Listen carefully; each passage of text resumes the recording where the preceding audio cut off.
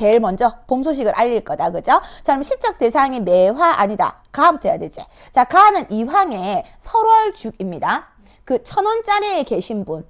맞아요. 이황 선생, 1,000원짜리에 계신 분. 자, 선생님이 여러분은 이제 한자 교육 세대가 아니니까 한자를 잘 모르잖아. 근데 고전 시간을 하려면 기본적으로 꼭 알아야 되는 한자 몇 개 정도는 외워놓으라고 했지. 자, 요때 설자는 무슨 설자? 눈설자. 월자는 달월자. 죽자는 대나무 죽자.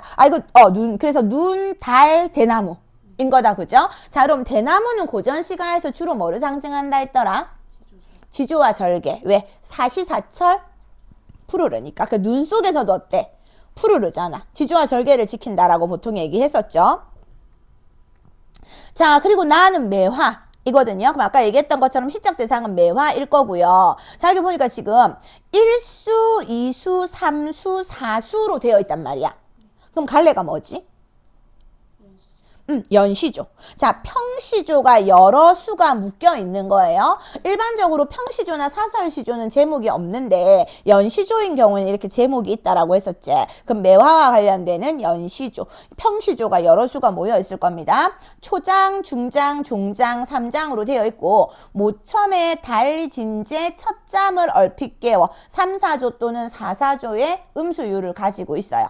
그럼 가는 뭐냐 하면 옆에 한자가 있잖아. 그래서 이거는 우리 그때 운문문학 했을 때처럼 고려시대부터 조선시대까지 한시가 발달했었다 했지. 한자 문화권이어서. 그래서 한자를 바탕으로 한 한시, 그 한시를 이렇게 우리가 읽기 좋게 번역해 놓은 겁니다. 그러니까 이황 선생은 이렇게 한시로 지었던 거예요. 한시로. 자, 그리고 다는 제목이 보니까 세한도. 다 그죠? 자, 다는 아마도 수필일 것 같아요. 그지? 다를 수필이라는 걸 추측할 수 있는 이유는 뭐냐면 36번 보기에 보면 다의 글쓴이는 이라고 되어 있을 거예요. 둘째 줄에. 자, 문학에서 글쓴이 자신이 나오는 거는 뭐밖에 없다고 했더라? 수필밖에 없다고 했더라. 그러니까 다는 세한도라는 수필인 거네요. 자, 세한도는 도자는 그림 도자입니다. 세한은 요즘 같은 때를 일컫는 거지. 새해 무렵의 추위를 얘기하는 거예요. 자, 33번은 표현상의 특징을 물어봤네요. 서리법, 명암의 대비, 그리고 직유법, 풍자 이런 단어들을 알아야 문제를 푸실 수가 있을 거고요. 자, 34번은 보기가 나옵니다. 그럼 보기를 읽고 가하고 나에 적용해서 문제를 풀 거라고 했어요. 자, 그러면 여러분 아까 생각해봐. 매화도 주로 고전 시간에서 뭐를 상징한다네? 지조와 절개. 아, 그러면 지금 가에서는 대나무, 나에서는 매화, 둘 다 뭐를 상징하는 거네? 지조와 절개를 상징하는 거네. 자, 그래서 보기에 보니까 가와 나는 추운 계절을 이겨내는 강인한 속성이 있어서 예찬의 대상이었다. 우리가 알고 있는 바대로 나왔다. 그죠? 자, 가는 대나무 그리고 나는 매화를 각각 연결시켜서 시적 대상으로 삼고 있다. 자, 가의 화자는 사철 푸르고 속이 진 대나무를 통해서 고매한 인품을 빗대고 있고 나의 화자는 이른 봄에 핀 매화를 통해서 님을 떠올리면서 매화에 대한 긍정적인 인식과 님에 대한 정서를 드러낼 거라고 했습니다. 자, 그럼 이 보기 내용을 바탕으로 읽으실게요. 자, 35번은 도연아 지수야 기억부터 미음이 나와 있으니까 얘는 읽으면서 풀 거예요. 그지? 자, 항상 이렇게 구절의 의미를 물어보는 문제가 나오면 밑줄하고 구절을 1대1 대응시키라고 했고 앞뒤 맥락을 살피라고 했습니다. 36번은 다에 대한 보기를 줄 건데 다 읽기 전에 읽을게요. 헷갈릴 수 있으니까. 37번은 A, B에 대한 설명입니다. 셋 다 틀렸던데. 자, A는 A가 어디 있냐면 A는 나에 나오는 취한 잠이고요. B는 다에 나오는 따뜻한 방입니다. 자, 각각이 나왔을 때 문제를 풀면 돼요. 그죠? 각각의 선지가 나왔을 때 해결하고 갈 겁니다. 자, 그러면 설월죽부터 가보자. 자, 아까 34번 보기에서 사철 푸르고 속이 빈 대나무를 통해서 고매한 인품에 빗댔다라고 했었지. 그럼 그 내용을 생각하시면 돼요. 자, 옥설. 아까 눈설자라 했죠. 그럼 계절은 겨울. 차갑게 대나무를 누르고. 자, 여러분 시적 대상이 대나무거든, 지수야. 그런데 옥설은 지금 대나무를 어떻게 하고 있어요, 지수야? 차갑게 누르고 있지. 그러면 여기서 옥설은 좋은 겁니까? 안 좋은 겁니까? 안 좋은 거지. 시련인 거예요. 그지? 얼음같이 지규, 둥근 달. 그러면 얼음같이, 얼음은 보조관념이잖아. 그럼 이 얼음의 원관념이 뭐야? 달인 거야. 얼음같이 둥근 달. 휘영청 밝구나. 자, 여기까지는 지금 겨울에 눈 내리고 대나무가 있는 밤의 풍경을 묘사하고 있어요. 자, 여기서 알겠노라. 자, 그러면 화자의 깨달음이 나올 겁니다. 뭐를 알겠노라? 뒤에 나오네. 굳건한 그 절개를. 자, 그러면 서술어가 먼저 오고 뒤에 목적어가 맞잖아요. 이렇게 말의 어순을 바꾸는 걸 무슨 법이라고 했더라? 옳지, 도치법. 그러면 그 절개는 누구예요? 대나무. 더욱이 깨닫노라. 깨끗한 그 빈 마음을. 자, 아까 여러분 사철 푸르고 속이 비었다 했잖아. 그러니까 사철 푸른 걸 통해서 절개를, 속이 빈 거를 통해서 깨끗한 그 빈 마음을. 자, 그러면 깨끗한 그 빈 마음이라는 건 욕심이 없다는 뜻이에요, 여러분. 그래서 무욕의 경지. 그래서 대나무의 절개와 무욕의 경지를 찬양하고 있죠. 우수하다고 칭찬하고 있죠. 이런 걸 우리 무슨 태도라고 했더라? 예찬적 태도. 아까 보기에서 했던 대로입니다. 강인한 속성, 추운 겨울을 이겨내는 대나무의 강인한 속성을 가지고 사철 푸르고 속이 빈 대나무를 통해서 고매한 인품을 나타내고 있는 거예요. 자, 그럼 일단 가만 갖고 지울 수 있는 문제를 조금 지우고 가볼게요, 지수야. 33번. 지수야, 서리법이 뭐예요? 우리 지난번에 한번 했던 것 같아. 설마 이것도 모를까? 하고 의문형으로 제시하는 거라 했지. 답정 넣어. 그래서 청자에게 답을 요구하지 않는데 의문형 어미를 지니는 거. 자, 지수야, 여기 의문형 어미 있더나? 없죠? 그럼 1번 X. 명암의 대비라는 건 밝을 명자의 어두움 암자. 밝고 어두움의 대비. 자, 지수야, 밝고 어두움의 대비가 있더나? 없죠? 자, 구체적인 사물이나 상황. 지금 여기 눈이 내렸는데 대나무가 푸르러요.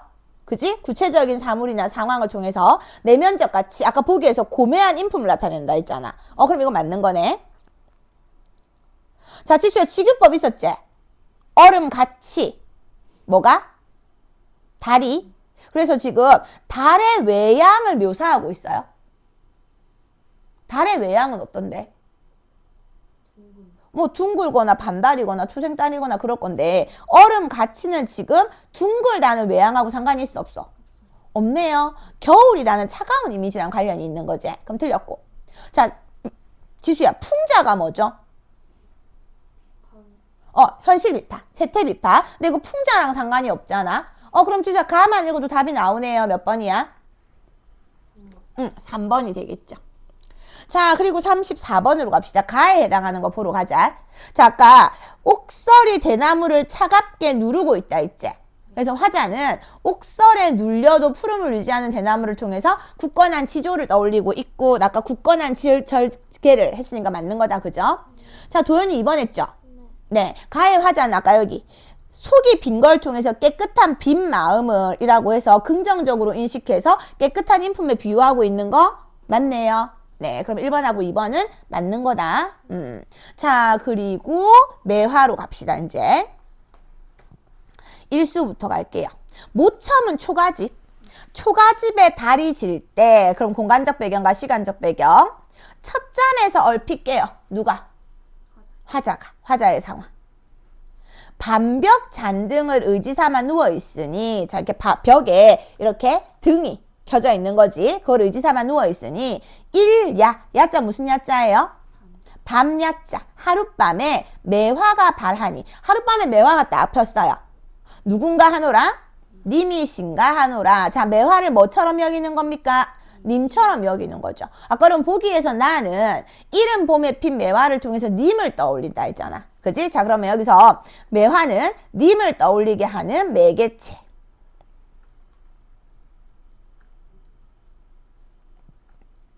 이수로 갑니다.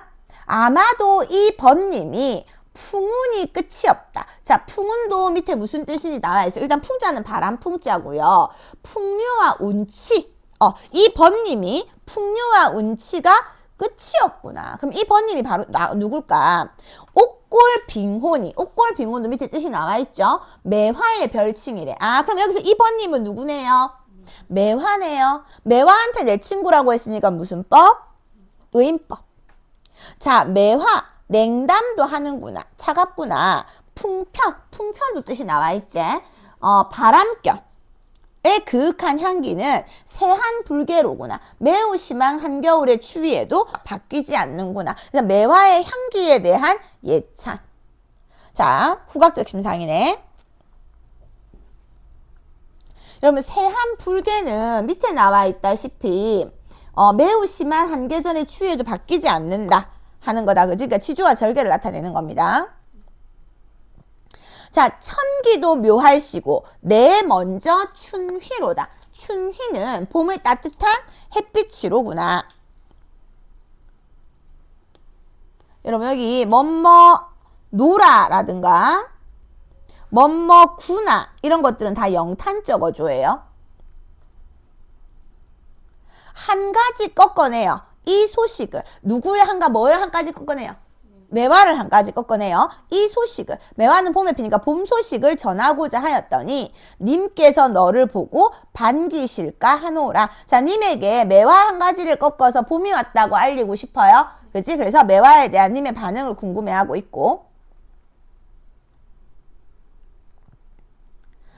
자, 니은은 님이 너를 보고 반기실까 아니실까. 자, 그래서 너도 마찬가지 매화.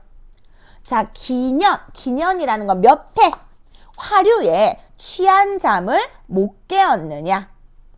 두어라 다 각각 정이니 나와 늘자 하노라. 화자는 여러분 꽃 화자고 류자는 버드나무 류자입니다.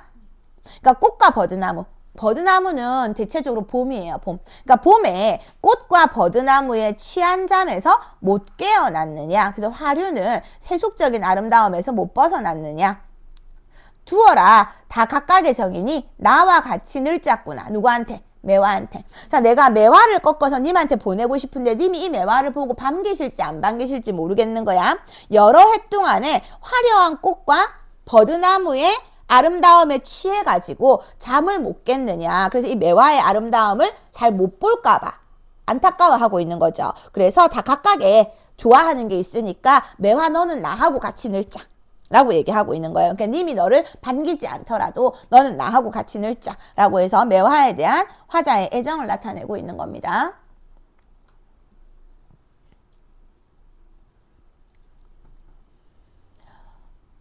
자, 그럼 일단 지수에 우리 33번에서 3번 답 찾았었으니까 3번이 맞는지만 확인하시면 돼요. 구체적인 사물, 매화를 통해서 내면적 가치를 발견하고 있는 거 맞고요.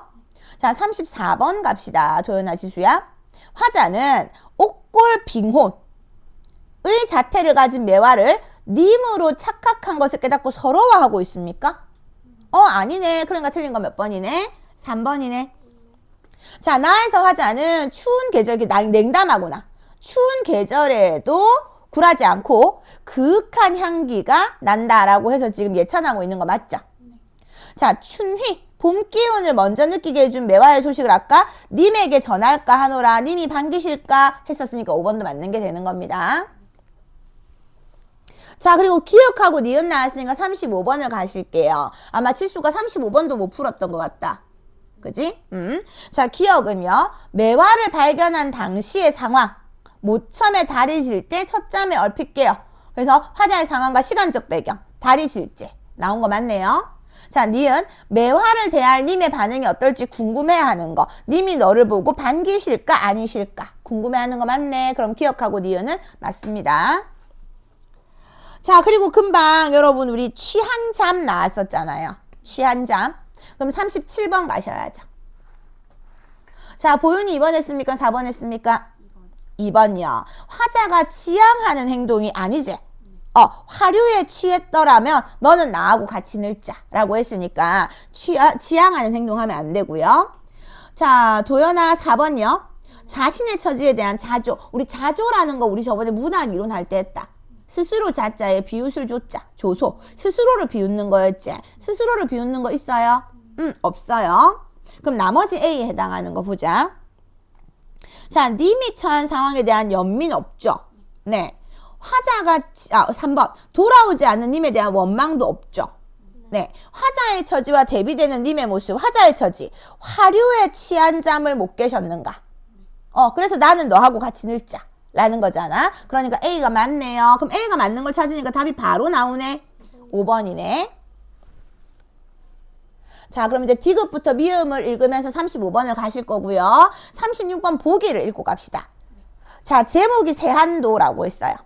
자, 세한도는 한겨울의 풍경을 통해서 선비의 지조를 드러내는 추사 김정희의 그림입니다. 요건 기본적으로 알아두시는 게 좋은 게, 자, 이 추사 김정희 선생 글 잘 쓰는 선생 알죠?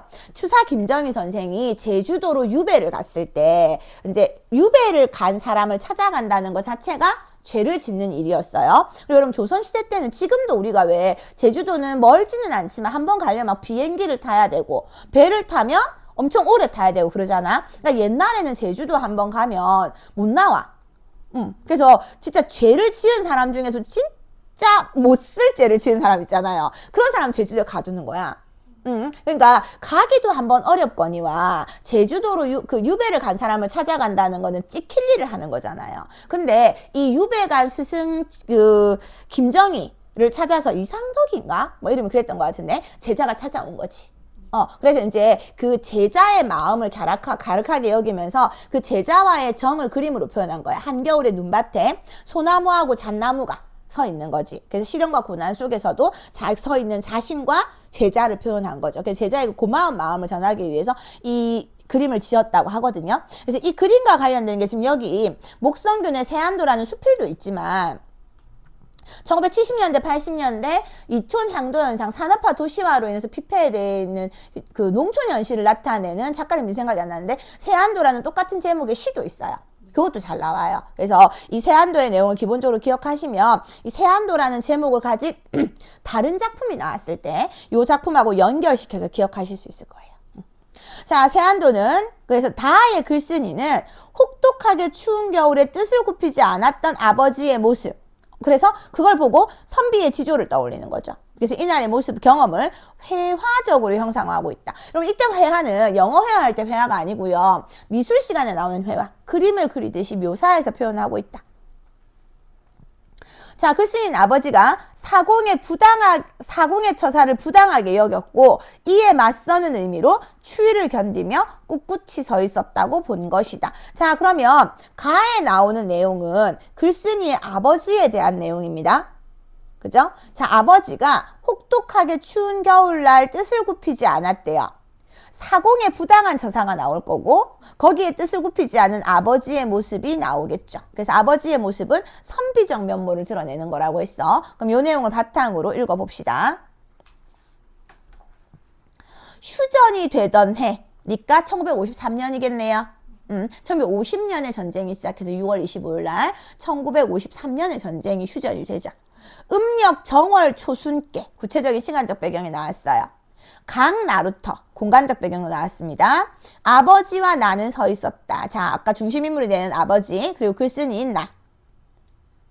왜 서 있었어요? 작은 징조 묵게 세배 드리러 가려고. 과거 해석. 배를 건너면 바로 작은 댁인데 배가 강 건너편에 있습니다. 배를 탈 수 있어요? 없어요? 없어요. 곤란한 상황.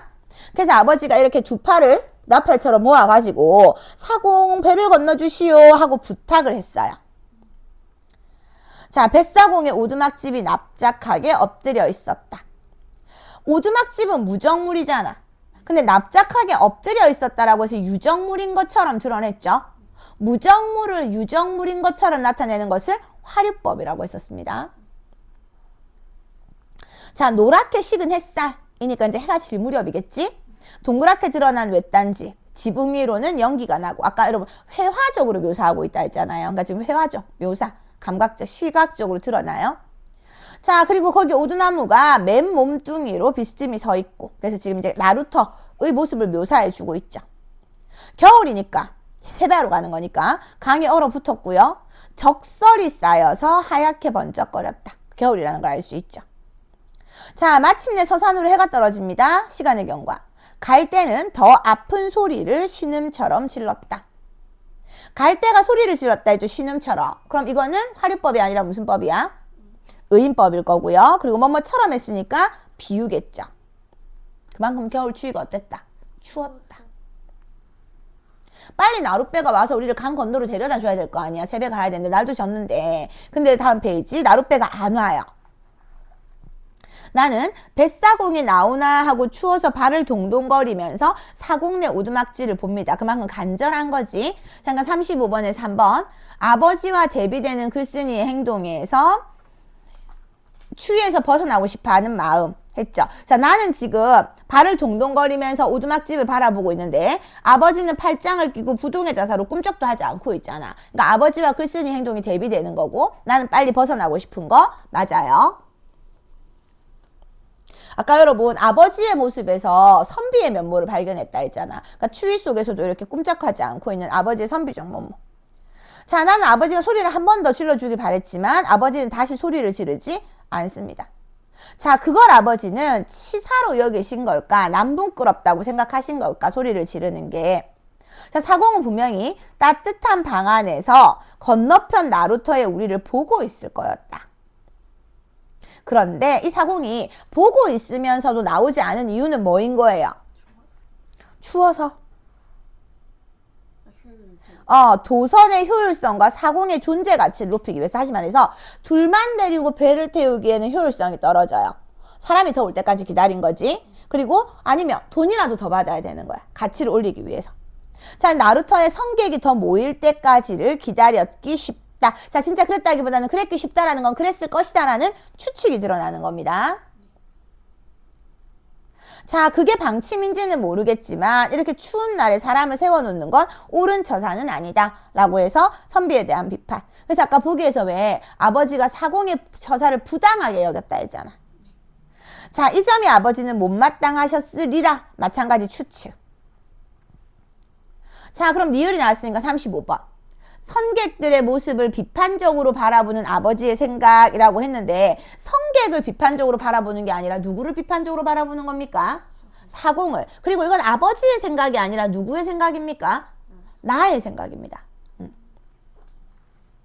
자, 이 점이 아버지는 못마땅하셨을 거고 힘겨운 시대를 견뎌내신 아까 휴전이 된 해라 했잖아. 그럼 여기서 말하는 힘겨운 세대라는 건 일제강점기 끝나고 6.25 전쟁까지를 얘기하겠죠. 아버지의 완강함과 사상의 존재 가치 간의 이념적 대치였다. 자, 아버지는 주루막을 쥐고 계셨다. 주루막이 뭔지는 모르겠지만 내용을 문맥적으로 봐서는 지게 같은 건 것 같아요. 그 안에는 이제 지금 작은 할아버지께 가서 드릴 육적이라든가 항아리에 든 술 그리고 제주도 술 같은 것들이 들어있었대요. 작은 증조부께 올릴 새의였다. 자, 그럼 미음 작은 댁에 세배하러 가면서 준비한 음식 그리고 아버지의 정성이 드러난 거 맞지? 그래서 엄둥설한 저문 강변에 세일을 지고 꿋꿋하게 서 계시던 모습이 지금도 보인다라고 해서 지금 아버지의 모습을 통해서 한겨울에 있는 그 선비의 치조를 지금 드러내고 있는 거죠. 자, 그럼 지수의 33번이요. 구체적인 상황을 통해서 내면적 가치, 즉 선비의 지조를 나타내고 있는 거 맞죠? 그러면 3번이 555라는 거 확인하셨고요. 자, 35분 아까 읽으면서 지웠으니까 패스해도 되겠다. 그죠? 그럼 36번 가봅시다. 자, 노랗게 식은 햇살과 하얗게 번쩍거리는 적설. 그래서 회화적으로 표현하고 있는 거 맞고. 아픈 소리를 신음처럼 지르는 갈대는 추운 겨울날의 고통을 얘기하는 거였습니다. 그러니까 사공의 부당한 처사에 맞서려는 글쓴이의 내면도 아니고요. 자, 선생님이 늘 이런 문제가 나오면 선지가 이렇게 반으로 끊어진다 했지. 그래서 앞부분은 작품 내용, 뒷부분은 보기 내용이라 했거든. 아까 보기에서 사공의 부당한 처사에 맞서는 건 글쓴이가 아니라 누구예요? 아버지잖아. 그러니까 보기의 내용하고 이 뒷부분이 일치하지 않아요. 그러니까 이번엔 답이 될 수가 없다. 자, 3번은 버드나무 둥치처럼 소리를 지르지 않고 꿈쩍 안고 서 있는 아버지를 통해서 선비적 면모를 아까 발견했다 했고, 아버지가 다시는 사공을 부르는 소리를 지르지 않은 거에서 자신의 뜻을 꺾지 않으려는 아버지의 태도가 드러났었고요. 그래서 엄동설안에 꿋꿋하게 서 있는 아버지의 모습을 추사 김정희의 그림 세안도의 이미지랑 연결시킨 것도 맞습니다. 자, 그리고 아까 37번은 A만 가지고도 답이 나왔었거든요. 그러면 B가 맞는지만 확인하면 될 것 같아요. 자, B는 따뜻한 방. 따뜻한 방은 사공이 우리를 지켜보고 있는 곳. 이다, 그죠? 그래서 글쓴이가 있는 공간인 엄동설안의 나루터하고는 대비되는 공간. 맞죠? 그래서 답은 5번이 될 거예요. 자, 그리고 뒤로 넘어가 봅시다. 뒤에 독서 제재가 하나 더 나와 있을 거예요.